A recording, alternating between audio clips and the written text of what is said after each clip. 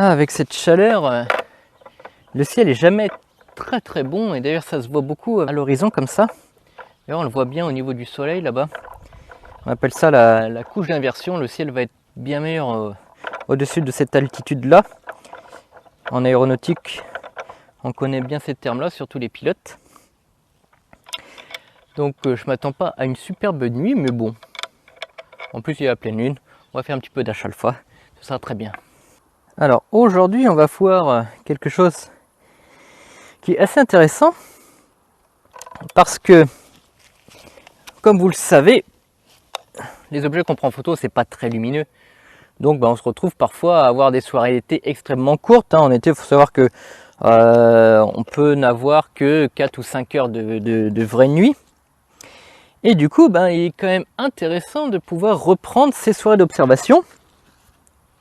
Essentiellement, si vous êtes en nomade, en remontant votre matériel de A à Z. Et parfois, on se retrouve avec des petites surprises après au pré-traitement. On reprend.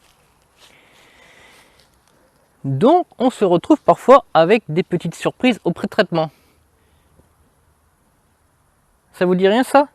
Ces petites bandes noires que vous retrouvez en haut et qui vous obligent donc à cropper votre image parce que vous avez mal fait votre cadrage d'une nuit à l'autre. Et bien aujourd'hui on va voir un petit peu donc des petites astuces qui vous permettent tout simplement d'éviter ces petits problèmes. Bien sûr, quand vous faites du nomade et surtout à l'appareil photo numérique, il n'est pas simple de reprendre une soirée avec exactement le même cadrage, mais on va voir un petit peu la petite astuce que je vous propose aujourd'hui pour les APN, et après on va pousser un petit peu le vice en utilisant un logiciel qui nous permet vraiment de faire un cadrage d'angle exactement le même que la soirée précédente, ou tout simplement d'une année à l'autre avec le même matériel, ce qui est quand même relativement important. Si vous n'avez pas le même matériel, vous risquez peut-être d'avoir des choses un peu différentes. Par contre, cette petite astuce qu'on va voir un peu plus tard avec l'ordinateur, ça vous permet vraiment, entre copains, entre potes, de trouver exactement le même angle de caméra pour avoir exactement le même champ photographique. Surtout si vous avez des télescopes de même focale avec les mêmes types d'appareils, les mêmes tailles de capteurs. Alors, pendant que je finis de préparer mon petit matériel pour la petite séance de ce soir, bon, je vous avouerai que je ne m'attends pas à faire une photo d'enfer. Il a fait très chaud ces derniers jours, je pense que vous l'avez remarqué.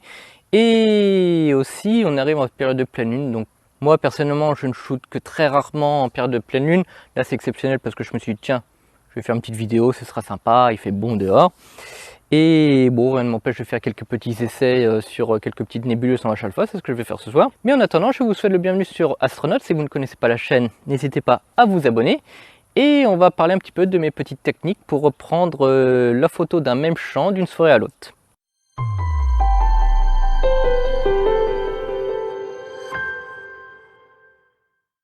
Alors on s'est tous retrouvés confrontés un jour à ce petit problème de cadrage, que ce soit d'une soirée à l'autre ou alors quand vous avez changé ou fait quelque chose sur votre appareil photo, par exemple un petit nettoyage de filtre entre les sessions, parce que vous avez remarqué que vous avez par exemple des petites poussières.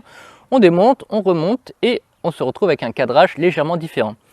Et parfois il n'y a pas besoin d'avoir une grande différence pour se retrouver à devoir cropper un maximum sur vos photos.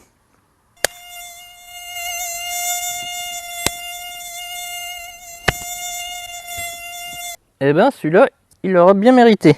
Donc la première astuce que je vais vous donner, c'est une astuce que j'ai utilisée beaucoup quand je faisais beaucoup de nomades à l'appareil photo numérique. Donc vous allez placer votre appareil photo numérique, vous allez faire un champ un soir et vous allez retourner à votre endroit, voilà, en nomade, donc vous démontez tout, vous revenez un soir.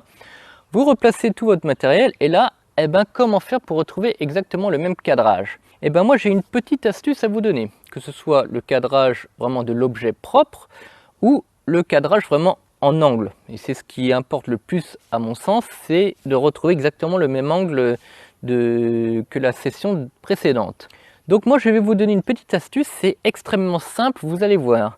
Si vous avez déchargé votre appareil photo la veille, ce qui me semble relativement normal pour avoir le maximum de place pour la soirée qui suit, c'est de garder un cliché de la veille sur votre carte mémoire.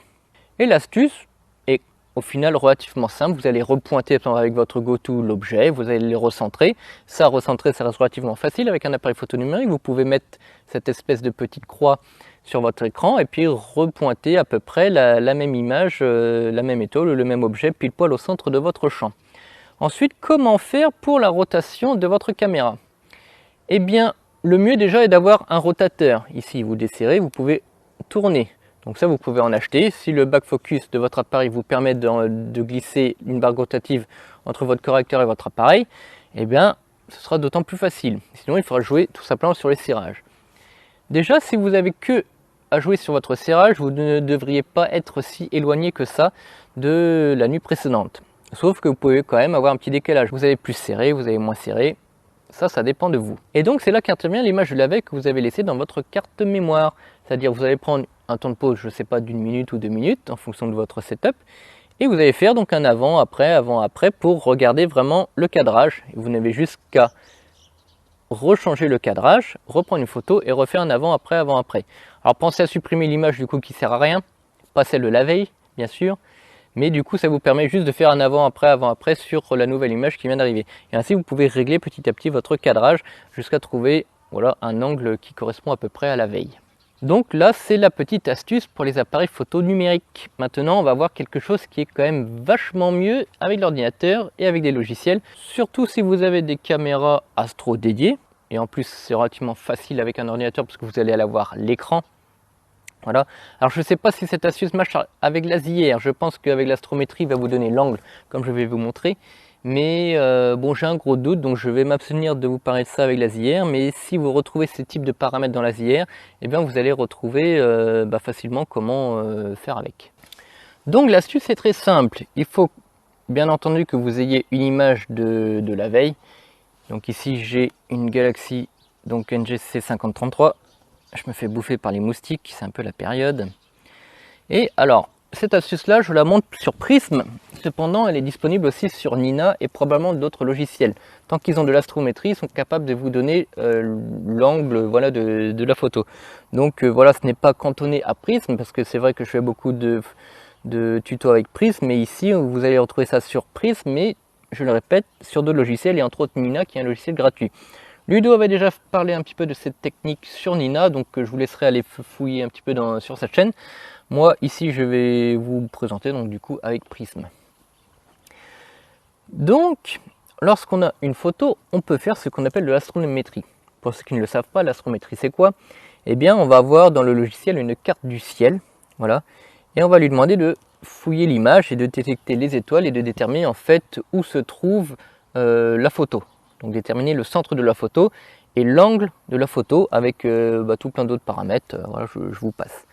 Donc ici, on va prendre une photo de la veille, on va faire une analyse astrométrie, donc astrométrie étalonnage automatique, on le lance. Voilà, donc ici, il va nous sortir donc l'image. Donc on peut voir ici qu'il nous a trouvé où est le nord, où est l'est. Et quand on va aller ensuite dans information de l'entête de l'image, on va aller dans astrométrie. Et ici, on a un angle 197,50. Donc ça, c'est l'angle vraiment de la photo par rapport à un certain axe. Donc cet angle, il suffit maintenant de lancer notre télescope sur notre cible, de retrouver donc le même centre. Alors ça, c'est facile.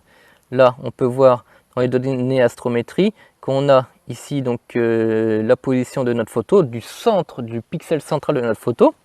On peut lui demander juste d'appuyer Go sur Prism et il va aller donc à l'endroit de la photo.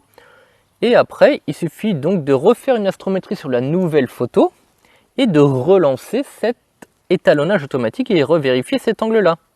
Ensuite, s'il est différent, vous tournez votre caméra, vous relancez une photo et vous revérifiez à chaque fois l'angle. Et puis dès que vous êtes autour de 1 degré, franchement à 1 degré, on est pas mal. Hein. Ça sert à rien d'aller exactement à la virgule près, ça sert à rien. De toute façon, dans toutes les images, souvent vous allez cropper un petit peu à cause de dithering. Donc bon, là, ça sera largement suffisant. Pour ceux qui se posent la question de la reprise des prises de vue donc d'une nuit à l'autre avec un Newton, parce que j'ai déjà eu la question, est-ce que vous allez avoir les aigrettes exactement à la même position? Eh bien, quand on y réfléchit pas mal, c'est-à-dire même si vous avez un angle de caméra différent, c'est la photo qui va tourner avec ces aigrettes. Donc si vous utilisez exactement le même Newton, avec le Newton dans ses anneaux qui n'a pas bougé, et même comme ça, normalement c'est bon, c'est si le PO il n'est pas placé de la même façon, enfin bref, si vous réutilisez le même Newton dans les mêmes conditions, il n'y a pas de raison que même si vous êtes décalé en rotation avec votre caméra, bah, que les aigrettes soient dédoublées. Hein. Les aigrettes elles vont suivre la rotation, donc vous allez vous retrouver après, quand vous allez faire votre pré-traitement avec l'alignement, bah, les aigrettes vont revenir et se superposer. Donc là-dessus, il n'y a pas de souci à se faire. Le problème, ça va être d'un newton à l'autre. Si vous passez d'un newton à l'autre ou si vous faites des collaborations entre potes avec des newtons, bah, c'est là que vous allez risquer d'avoir des aigrettes légèrement décalées. Hein. Souvent, les aigrettes sont placées de la même façon sur un télescope, en face du PO. Mais bon, on peut être en face un peu décalé, voilà, et puis les aigrettes, ça se verra sur les photos si vous utilisez, donc je le répète, des tubes Newton différents. Sinon, voilà une technique qui était relativement simple. Donc ça prend un petit peu de temps quand vous voulez être extrêmement précis, mais comme je vous l'ai dit, dès que vous êtes autour du degré près, ça ne sert à rien d'aller plus loin. En vrai, quand vous utilisez votre matériel, vous êtes rarement très loin de votre cadrage d'origine, de votre angle d'origine. Donc souvent, vous avez juste à peaufiner un petit peu l'angle et puis normalement, ça ne prend pas plus de 5-10 minutes dans la soirée. Mais au moins, vous éviterez ces décalages et puis ces crops obligatoires que vous devez faire après le pré-traitement. Ça fait perdre quand même beaucoup de champ. Et si vous faites de la nébuleuse, bah, c'est dommage parce que les nébuleuses, c'est très étendu. Et du coup, on se retrouve parfois à devoir en enlever un certain bout et ça nous emmerde un petit peu. Je vais me faire bouffer moi ce soir, pas possible. Ok, vous allez me dire, mais c'est bien beau tout ça, mais comment je gère après tout ça sur mon ordinateur pour faire mon traitement? Eh bien c'est relativement simple. Déjà, ça va dépendre de si vous avez bougé votre matériel ou démonté votre matériel d'une soirée à l'autre. Si vous ne l'avez pas fait, par exemple en protégeant votre matériel avec une bâche pendant la journée contre le soleil, eh bien vous n'aurez pas besoin de refaire vos flats. Déjà, c'est une bonne chose. Mais supposons que vous avez démonté votre matériel. Eh bien si vous êtes à l'appareil photo numérique, il va falloir faire par soirée des banques de dark, de flat et d'offset. Ça c'est important. Donc ceci pour chaque soirée d'observation. Et ensuite, vous allez vous retrouver sur l'ordinateur avec plusieurs dossiers avec vos images de chaque soirée, avec vos fichiers de pré-traitement de chaque soirée. Vous allez ensuite donc pré-traiter chaque soirée indépendamment. Vous allez donc vous retrouver avec un dossier par soirée avec vos fichiers pré-traités. Ensuite, pour l'alignement des images, eh bien, vous allez toutes les prendre en même temps, les aligner par rapport à l'une de vos images, et donc vous allez vous retrouver avec un dossier avec toutes vos images de toutes vos soirées alignées sur la même image. Ensuite, pour l'intégration, vous allez toutes les prendre, et si vous avez eu des nuits, par exemple avec un petit peu de lune, où vous avez des niveaux de fond du ciel différents entre chaque soirée, eh bien le logiciel, lui, va tout à fait bien gérer ça. Lui, il va renormaliser toutes les images les unes par rapport aux autres, pour ensuite donc intégrer toutes les images de toutes les soirées en une seule. Si vous avez des caméras dédiées refroidies, eh bien vous n'avez pas à vous soucier des dark et des offset. Il faudra tout de même refaire des flats si vous avez démonté votre appareil d'une soirée à l'autre. Et sinon, normalement, vous avez donc une banque de dark et d'offset. Hein. C'est quand même le but aussi de ces caméras refroidies, c'est d'avoir une banque enregistrée sur l'ordinateur pour nous éviter à avoir à faire toutes ces dark et ces offsets à chaque soirée. C'est quand même super pratique. Voilà, cette vidéo est terminée, j'espère qu'elle vous aura plu et vous servira à l'avenir. Donc n'oubliez pas le magasin univers-astro.fr. N'oubliez pas non plus l'abonnement, le pouce bleu, la cloche. Et puis je vous dis à bientôt sur Astronaut pour de nouvelles vidéos.